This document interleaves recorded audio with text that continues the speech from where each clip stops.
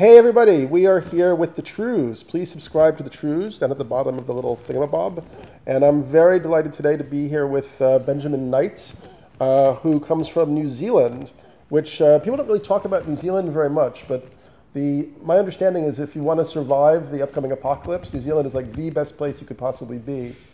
Possibly, it's definitely seen as a lifeboat nation, which I probably shouldn't be talking about much to an international audience. Well, exactly. It's like a secret thing. Everybody knows. That's why like they've got this like secret sauce in New Zealand where they're really anticipating they're going to make it, and everybody else is kind of go down the tubes. And we are getting this influx of progressively minded. I mean, during the Bush regime, we got an influx of basically like just people escaping conservatism in the US.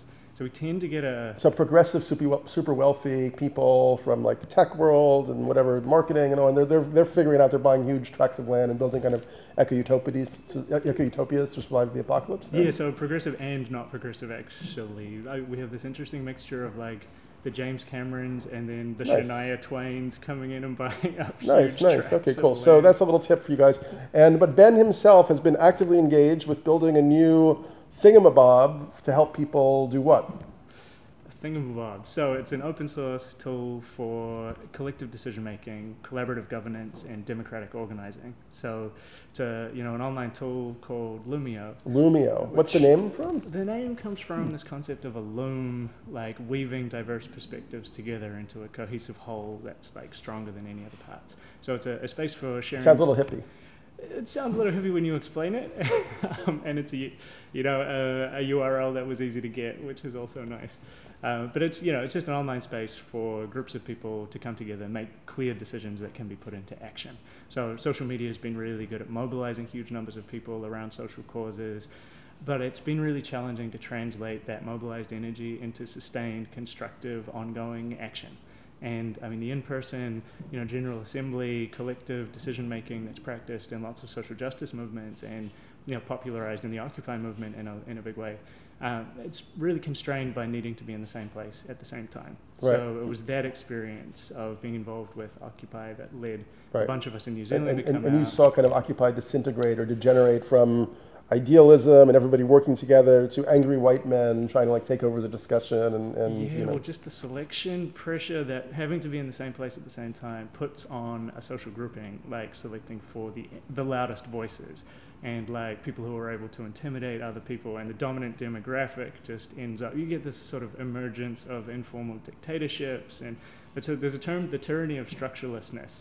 There's a really nice paper written about the emergence of these sort of accidental power structures, these informal dictatorships that come out when there is just a total lack of structure. Got it. Okay, so much potential for like genuinely distributed, decentralized democracy, and such strong limitations when you have to be in the same place at the same time. So you're like passionate and inspired about what you're doing. Somewhat. You're feeling good about it right now. You might be able to tell. And so tell me, so like, all right, so you started this thing a few years ago after Occupy. Now you have like 50,000 people roughly using it, and something's happening in Spain. Like people got a little interested. Yeah, so I mean, it's this crazy mixture of diversity of groups. So like, it was very obvious early on that it's not just activists that need to make decisions together. So it got picked up in by local governments using it for citizen collaboration, through to like parent-teacher associations making decisions between meetings. And are you saying like anybody watching this, if they want to create a local group today, they could go to Loomio.com and they could like start a local group and start making decisions together and like anything they want to decide about?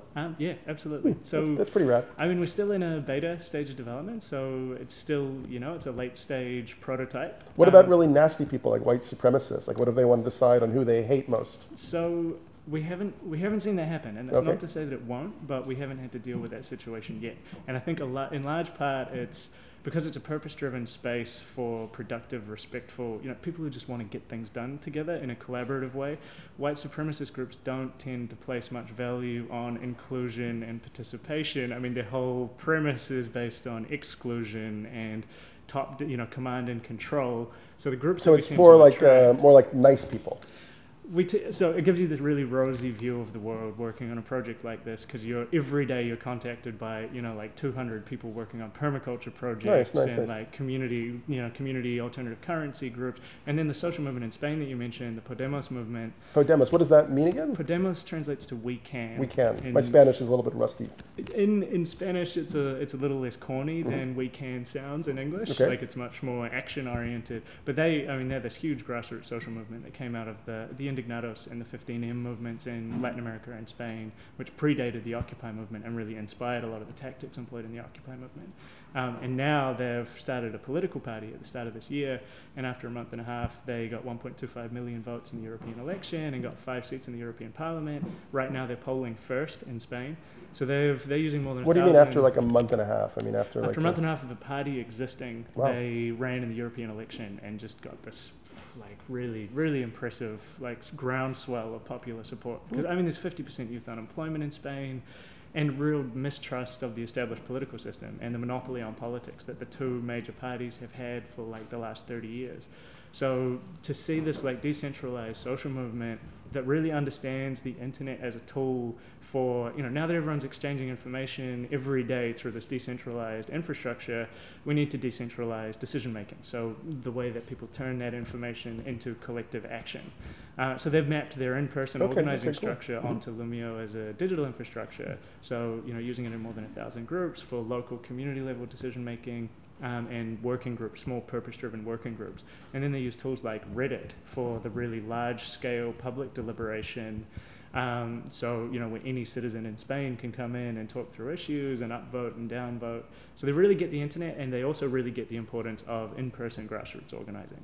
So they understand that they need to go around doing leaflet drops. They need to build capacity in their communities for people to come together. And they're finding Loomio to be a very useful tool for them right now.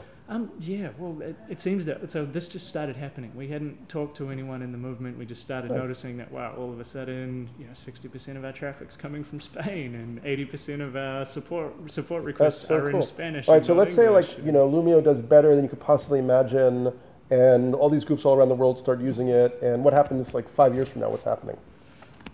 Well, I mean, the vision driving the thing right from the start has been about, the internet is this decentralized infrastructure that's great for massively blowing open access to information. What it hasn't done is blown open access to decision-making, access to power, access to influence. So Loomio is really about building, open source public infrastructure for decentralizing power through the internet, which sounds, it's a lofty goal, but having an ambitious, just well, you're a lofty guy.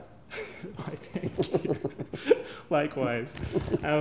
So the long-term vision is absolutely to build something that's as easy to use as possible, that that can be used by, it's already being used by 12-year-olds in their schools, making decisions with their parents and their teachers. So if you're a 12-year-old watching this, learn how to do democracy in your community. Fight for better school lunches and stuff like that. Yeah, well, and just reconceiving of democracy not as this thing that needs to be monopolized by governments as this professionalized class, but as something that we can do in our communities every day, in our schools, in our neighborhood groups.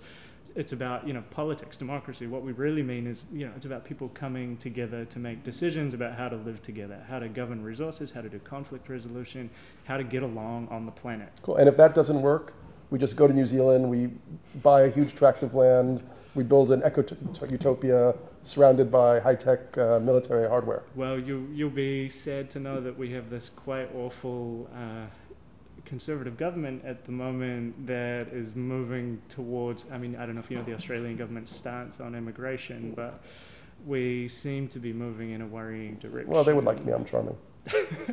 They might like you if you're an investor. If you can fit into the investor class of migration to New Zealand, then maybe you can buy your way in. But yeah, we're moving in a worrying direction politically. So. Everybody is right now, except for those using Loomio, perhaps. Yeah. Well, listen, Ben, thank you so much for joining us, and it's great to have you on the Trews. You can subscribe on the bottom here, and you can join Loomio today and start your first group. Thanks for having us. Hey, thanks a lot.